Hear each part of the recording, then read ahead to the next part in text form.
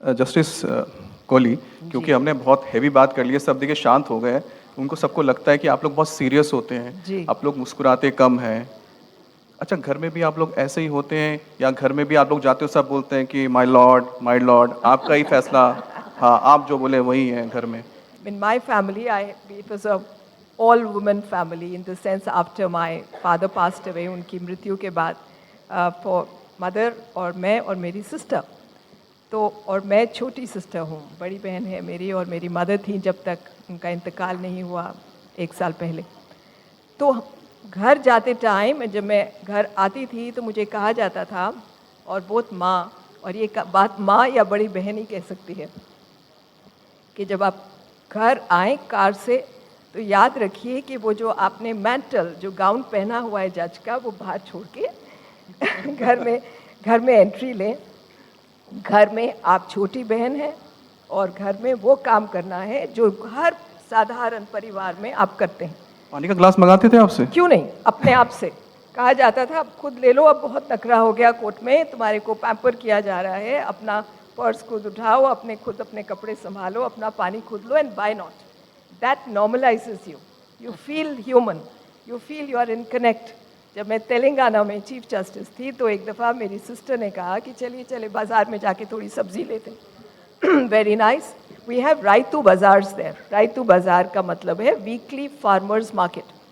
तो जहाँ हम रहते थे उसी के पास कोई रायतू बाज़ार था, तो हम चुपके से निकल पड़े अपनी गाड़ी में, चुपचाप गए, सिक्योरिटी को छोड़ा, ली सब्ज़ी ली, बड़ी खुशी से ली सब्ज़ी, लेना फल लेना किसको नहीं पसंद। दिक्कत ये हुई जब वापस आई तो security was in a big spin. They couldn't imagine that I could have gone out without letting them know, and both of us came with bags full of vegetables. So those were good experiences. मोल भाव किया था ma'am आपने? बिल्कुल, तसल्ली से। So ये experiences आपको human connect करते हैं, आपका दिमाग स्थिर रहता है, बैलेंस रहता है। आप आइवरी टावर में रहकर वैसे भी जस्टिस नहीं कर सकते। Pulse of the public and the knowledge of what is happening around you बहुत इंपॉर्टेंट है जस्टिस करने के। चलिए चलते चलते जस्टिस मल्होत्रा, अगर आप यूथ को संदेश देना चाहेंगे जो इस फील्ड में आना चाहते हैं, बहुत संक्षेप में। जो मेरा एक्सपीरियंस रहा है मैं अपने एक्सपीरियंस से बताऊंगी। एक तो अगर एक बार आप लीगल प्रोफेशन में आए तो one, you must be consistent, you have to work, you should be at your work place every day during designated hours. You can't say आज मेरा मैटर नहीं लगा, आज मैं शॉपिंग जा रही हूँ, yeah, I'm going to see a movie. You should be available like any professional. That is the first point. Second is, जो आपके हाथ में काम आता है उसको आप डिस्पैच के साथ डिस्पोज ऑफ करो, काम रीजेनरेट होगा अपने आप।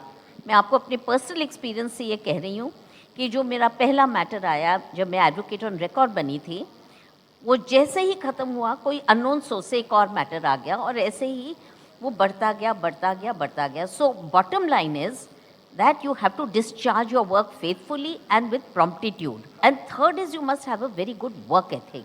Don't let work pend on your table. I think these are three very important things which I would like to share with all the people who want to become lawyers.